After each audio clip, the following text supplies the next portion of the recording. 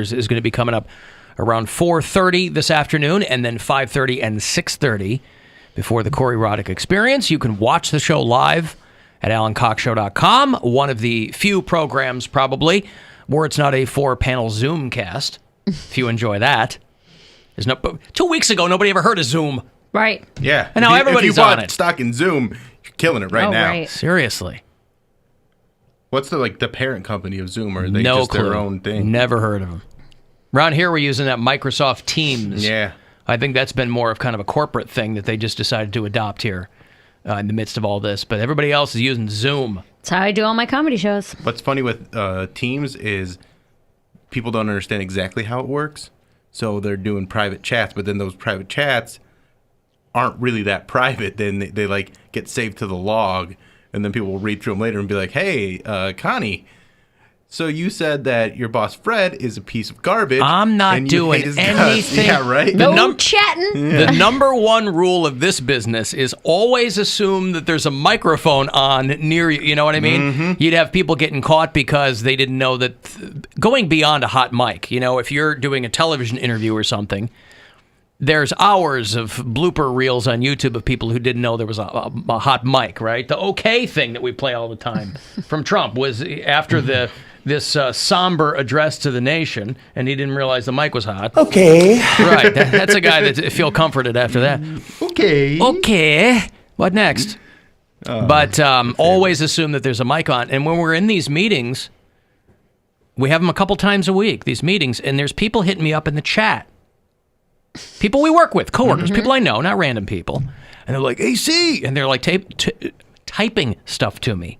And I'm like, silent. Right. Because I'm not, it's not, nobody's like talking shrimp or anything, but I'm not even dipping my toe in that pool. Right. I'm on this thing because there's a meeting going on. I'm not here to You're like not have passing notes in class. No, I'm not having a side conversation. My favorite part of those meetings is when they get to the end and they're like, "All right, any questions?" And they're like, "Any?" And everybody's like, "No, nope, no questions. No questions. We all pretty much have it figured out. We're staying home if we can. If not, we can come in, wash your hands. We got it. No questions." I do like, though, But they just keep waiting. Questions? Come on, someone's got to have a question. Gwen sent me the clip of some woman was in a Zoom meeting and turned on a filter where she was a potato. I saw that. Yes. Figure out how to turn it off. That's my favorite part of these, where people can't figure out how to First of all, why is there a potato filter on Zoom? Or was she logged in through something else? I don't know. I'm not sure, but it was hilarious. It was the boss, and then Yeah. she couldn't get out of it, so she did the whole meeting as a potato. Right. Now that's funny. That's better than like one of your kids like interrupting it. Like earlier today, I was talking to somebody and their kid ran through like the webcam and they had a shower cap on, like just a kid with a shower cap on their head, not taking a shower or anything.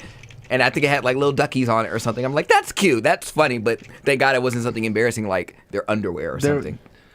It was so quaint it was so like exciting when that guy was reporting from home And and it then went his viral, kids yeah. came in and she's just like marching into the room to see dad, and then all of a sudden everyone's like, "Oh my God, his kids showed up," and now that's everybody day. Mm-hmm. No Yeah, matter or what. people with their dog, or It's very hard for me when I am on I'll be waiting for my turn on a comedy show on Zoom, and I'm like talking to my cat when they go to me. I'm like, "What are you doing, Dad? Not gonna, hey, don't get off! I swear to God, I'll beat you." And then they're like, "Mary," I'm like, I'm not actually gonna beat the cat. She won't stop scratching the couch. Also, we know which one of your coworkers or friends live in the hood because immediately, whenever it turns to them, you hear sirens. Right. You hear kids screaming outside. You hear people beating like on their apartment wall. So like you immediately know. Like, oh, Peggy live in the trap. Peggy live in the trap. Like, you know. Peggy, is everything okay over there? I'm in the trap. And then it's like after the meeting's done, you're like, all right, I just want to, everyone can close out. Peggy, you stay. It's just like, if you need any assistance during this hard time, like, do not feel bad at all. Reaching out. Don't hesitate to reach out. Like, listen, all right? Don't hesitate to reach out. No, that's funny. Peggy in the trap. Yeah. And then there's people complaining because, like I said, nobody was using Zoom and now everybody's using it. And they're like dumping data to Facebook or something, or because of the way that the connection is, there's some data that's just going to Facebook. I assume all data is going to Facebook now. What do I care? That's how they make I deals. got bigger fish to fry right now. Yeah. You probably signed What kind him. of fish? Huh? What kind of fish you frying? You know what? I got salmon for tonight. I really Don't love fry it. salmon. I like a good haddock. You like a fried salmon? Yeah, we'll find out. This cooking at home thing is new. You never know. You have some fried salmon. Are you frying a fish? No, I bought fish last night. Now, how will you prepare? Will you I do not saute know. it? Or you don't know yet? I have never done this before. You've never cooked a fish? I have never cooked a piece of fish. Huh. I stick to chicken and steak. Steak mainly was the first thing I ever tried because I'm like, I won't get sick if it's undercooked. And then I learned how to make chicken, and then now we're going to try some salmon. You should make shark. Shark? I had shark before, and it was so bomb. Where? At my old apartment. I don't know if I'm gonna try. I'm gonna start Mako with shark? salmon. I don't know what it was. But I had shark in the Virgin Islands many years ago. I don't think I've ever had It shark. just tastes like, it doesn't taste like anything. It tastes a meaty real white good. fish. I don't even. People say it tastes good. It doesn't taste like anything. I don't like fish. You so- wouldn't know it was shark unless somebody told you, and then you go, ooh. Like, how do you know a shark tastes? Ooh, it's really good. It had the outer lining of it, like Right, the skin. right. But I'm just saying the actual meat of it doesn't really it just taste tastes like anything tuna, else. basically. Yeah. Okay. Now, dolphin is where it's at. Oh, boy, I'll tell you what. Yummy. Tastes smart. You get yourself on a Caribbean island where they're kind of looking the other way when it comes to the fisheries. Have you had it? Dolphin. Yummy with a little thing of pineapple in it. Yum. I thought mahi was dolphin. You never had for a long That's time. tuna, I think. Mahi is its own mahi. I thought it was a kind of its tuna, own yeah. thing. No, I don't it's know a what tuna. it is, but for a long time I thought it was dolphin. I never don't know had- where I heard that or who told me that. You never had shamu sushi? No. Shamushi? Shamushi. Shamushi. Mahi-mahi or common dolphin fish. Oh, okay. So maybe that's why. It's not actual dolphin though. It's a No. dolphin. No, I thought it was. Yeah. How you gonna be a generic dolphin? That's just rude. It's a porpoise. What is that? You have no generic porpoise dolphin. in life when you're a generic dolphin. Yeah. Like how you gonna like you're the Or you do have a porpoise. like how do you in life. decide which dolphin? Like okay, you're an actual dolphin. Like you're good to be endangered and live out here. We're not gonna hurt you. But you're gonna get eaten. Like that's rude. I'm gonna eat you. But yeah. Yeah, so anyway, people are hitting me up. They're like, are you watching any of these late night shows? Because there's no audience, so they'll say something, and they won't hear any laughing. wait. I'm like, well, they're all, this is what I said a couple weeks ago. They're all doing radio now. Mm-hmm. We don't get any immediate reaction. I mean, other than in the room, and even that's sparse, Right. as it should be. You got to work hard in here. But, all these guys that are doing, I think it would be kind of interesting. If you've watched John Oliver over on HBO, he is doing it from his house, but against like a white screen, but he's still got the graphics and it's, and for a show that's as heavily and tightly written as that, where there's really no asides, like a late night show, Fallon's hook is that he's always fun and whatever. So if his kids walk in, it's no big deal. Colbert's doing it from his backyard. Corden's in his office. Conan's in his office too. But, John Oliver, which is such a heavily written show, and the jokes are just boom, boom, boom, boom, boom. It's strange to, they're still funny. Like I'm laughing watching it, but it's Bill Maher's going to be doing this Friday night from his backyard, I think. And if you can't have guests, you got somebody up on, conference calls. Somebody up on Zoom. Basically, yeah. Yeah. There was, did you see the video of the Cuomo Brothers going back and forth yesterday? Yeah. Oh my God, I love them so much. But doesn't Chris have coronavirus? He does. Yeah. Chris Cuomo got diagnosed with coronavirus. He's quarantined in his in basement. his basement. Man, that is some work ethic right there. He has coronavirus. He's in his basement and he's still broadcasting. Yeah, of course. I would. But if he's sick, like I mean, I don't know if he's Well, I mean, How asymptomatic. severe it is. Yeah. Yeah. If you Wow. feel like you're on your deathbed and you're just coughing and miserable, obviously you're not going to go live. That would be one thing. Like up until if I had to be like hospitalized and I had coronavirus and we're broadcasting from home, I'd be like, "Sup, y'all? I'm here. It's good with you." I'm here. Sup. My brother Chris is positive for coronavirus. He is going to be fine. He's young, in good shape, strong, not as strong as he thinks, but he will be fine.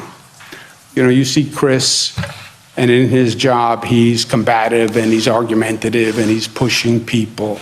But that's his job. That's really not who he is. He's a really sweet, beautiful guy. and he's my best friend. You forget that I really did forget that Chris Cuomo and Andrew Cuomo were brothers. Because Andrew is older than him, but not by much, but he looks a lot older than him. Like, their dad was the former governor of New York. Mario Cuomo was the governor of New York. And then his son becomes the governor of New York, and Chris is his brother. Son with pierced nipples. I was going to say, Andrew I was like, I kind of like him more now. Like, but he's ripped, right? I mean, old man ripped. Well, that's what I mean, like Harvey Keitel ripped. Yeah, but like not ripped enough to have like a nipple piercing. It looks like he doesn't have a nipple piercing. He has double nipple piercing. Yeah. Did you see the pictures? I thought they were just popping out. There's no way Andrew Those Cuomo are has nipple piercings. No, there's little barbells on each side. You didn't see the picture, really? Dude. And it looks like he has saggy, like it looks like they're weighing his boob down, like because they're well, like. He's like 56 years old, isn't so he? get rid of the nipple piercing, unless he maybe Mrs. Cuomo likes them. He doesn't want a charred nipple, probably. And Chris Cuomo, and welcome to Prime Time. Tonight's show is going to be a little different, but the priority remains. Reality has set in all the way to the president. Brace yourselves, not for a hoax, but for the next few weeks of scary and painful realities. The government is saying we need to keep doing what we're doing. The data shows our mitigation efforts are working. The reality, we are our best and perhaps only defense. If you need a death toll, you will get it every day, and it will frighten you. 4,000 already, maybe 100,000, 250,000. Trumped up today by this president, potentially saying it could have been millions. My suggestion, don't get caught in the numbers. Why? They're just scary, and they're out of context. We do not have the testing data to make real sense of our reality beyond what we know is the face of it for an overwhelming number who get sick. And that face is mine. I tested positive. Scary. Yes, as you might imagine. But better me than you. My concern. How old is Chris Cuomo? Oh. He's like my age, isn't he? Let me see. How does he know? And like, how does his brother know he's in great health? Like, I'm sure there was a lot of people because these guys work out all. I think he's just saying generally. Okay, there you go. So he's a year younger than. You're older than me. He was saying he's going to be just fine. I'm like, how do you know? Like, there's people that were in great health. That's what they're saying. Because he's not going to go on TV and go, my brother might die. And Andrew's 62. Yeah, Don Lemon was getting all worked up over Chris Cuomo because they're homies. And concern is what I may have put on my family, just like you would. That is hurting me way more than anything a virus can do. So let's focus. Let's use this example of me having. Do they have the same mom? Yeah. Okay, they do. Look just alike, just older versions. Well, they look enough alike. Where Mario Cuomo's their dad, but I think is Mario Cuomo still alive? He's dead, isn't he? I think he's passed away. But they were talking about in one of the clips that went viral of them. They're talking about mom's favorite. And I think Chris is saying, well, neither of us are mom's favorite.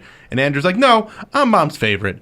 And it's pretty funny. But like the clip where they're going back and forth, like just saying, would you say it? He's like, no, I wouldn't say that. No, it's just they're bickering back and forth is adorable and funny. Mario Cuomo died in 2015. He was the governor of New York for 3 terms, 83 to 94. As proof that you can get it too, God forbid. We have to do everything we can to avoid being sick. We have to do it for ourselves, our families, and for those on the front lines who are saving the lives of people like me and many of you. Together as ever as one. That is our remedy. What do you say? Let's get after it. Let's get after it. I'm Chris Cuomo. Yeah, you're in your basement. Might as well tell people. It's not an April Fool's. I'll tell you what was an April Fool's hoax. The whole Chuck D firing Flava Flav from Public Enemy. It was? Well, they're saying that now because, 2 months ago? 2 months ago, yeah. They were like, oh, Chuck D fired Flava Flav from Public Enemy after he resisted doing a Bernie Sanders rally or something. And now they're saying, well, it's kind of made up. Not to say that me and Flav were on 2 different pages, because we were always on 2 different pages. But we felt that over the past few years, Flav's stock is low.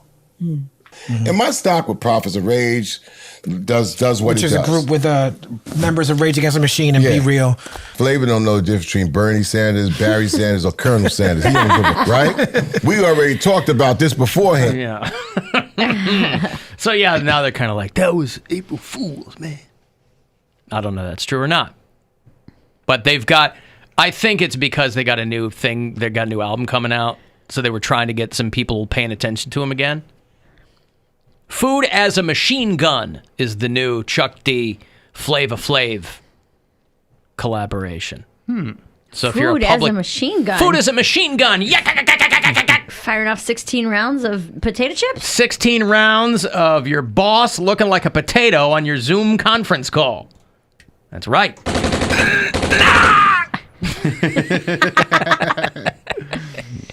Did that feel like food? I loaded it up with food. Did not feel like food. Filled your stomach. Hold on, let me put some chips in here. Hold on. You're supposed to go, yum, it was delicious. Cool Thank you, Ranch. sir. May I have another? More? More. This is good. Sacrilegious. Sacrilegious. Loganberry. Anybody listen to the Bob Dylan 17-minute new song about JFK? Boy, you want to talk about being out of touch with reality. Yeah, I missed Bob that one. Dylan's just in his house doing whatever he wants to do. And they're like, hey, how about if you do a 17-minute song about the JFK assassination? Yeah, why not? Where's that clip? I got it somewhere. Nobody's heard from Bob Dylan in who knows how long. And Who's all of a Bob sudden, exactly. Robert Zimmerman. Isn't that guy who shot Trayvon No, Martin? that's George Zimmerman. Oh. I love how you knew what I was going to say. He did. Isn't that guy who shot? Nope. Stop. Nope. Shut up. I don't even know what the song's. I had the clip. I don't know what the song's called. Bob Dylan new song about JFK. It's called God, Murder Most Foul or something? What the hell is it called? I don't know. A 17-minute track about the assassination of JFK from Bob Dylan. Murder Most Foul is what it's called. Yeah. Yeah. Good day to be living and a good day to die. Be led to the slaughter like a sacrificial lamb. You say, wait a minute, boys. You know who I am. Yeah, so that's the beginning. Let me skip in here a little bit, see where he goes.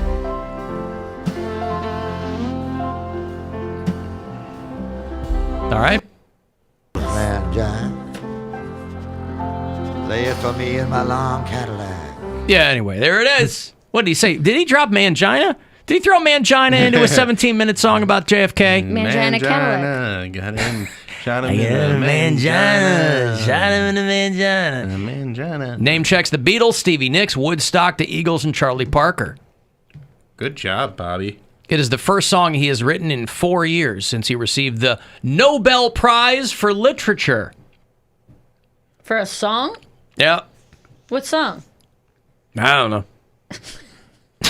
I'm not a Bob Dylan guy. With all due respect, some people love Bob Dylan. It was never like my jam. Yeah, But he is 78 and he's supposed to tour this June. I've listened to some of it. Never got into it too deep. No. The hits are hits. Like, but they're once in a while songs. I can't listen to them more than like once every 2 years. Well, he's a fantastic writer, but you first and foremost, you have to like the voice. Yeah. And for some people, that's a hard thing to get past. Mm-hmm. His last original album was 8 years ago. But he's done some covers and he's done some things. So he hadn't done anything in a while, and then he just drops. And people go, oh, people are bored of coronavirus. Oh, no. This was pre-coronavirus. You think Bob Dylan just came up with a 17-minute song about JFK? This guy had been working on this for years. Yeah, he's been his opus. stewing on this since '64. Lil Wayne can do a 17-minute song in one smoke sesh. Yes, but it sucks. Nah, 17 man. minutes. Come on. And That's when you need editing. You hear him- when you've got high and wrote a song and it's 17 minutes long. You're like, bruh, this could have been 3.5 minutes long. And all you hear is he just raps it like spits and just throws up. Yeah. Yep. Whatever. You don't know it, legend. Alan, I'm a huge Bob Dylan fan, and I made it 3 minutes into that song. There Well, you go. yeah. I mean, even for Bob Dylan, 17 minutes is quite the opus. It's called This Song is Longer Than JFK's Term. Ouch. That's what it. Oh. Ouch. Right? Indeed, but funny. Did Poundcake really just ask who Bob Dylan is? I can't take it anymore. All right, why would he know who Bob Dylan is? That's absolutely correct. I'm not going to break his balls for not knowing who Bob Dylan is. He thought Bob Dylan shot Trayvon Martin. I got to go with those Skittles, kid. The hoodies and the Skittles are changing. Skittles in the wind, my friend. All right, I got a break. You want to send a text, 35192, 4:30. We're not doing one this hour, but 4:30, your next shot to win yourself $1,000. You can listen anywhere on the iHeartRadio app. It's the Alan Cox Show on 100.7 WMMS. And everywhere you go on our free iHeart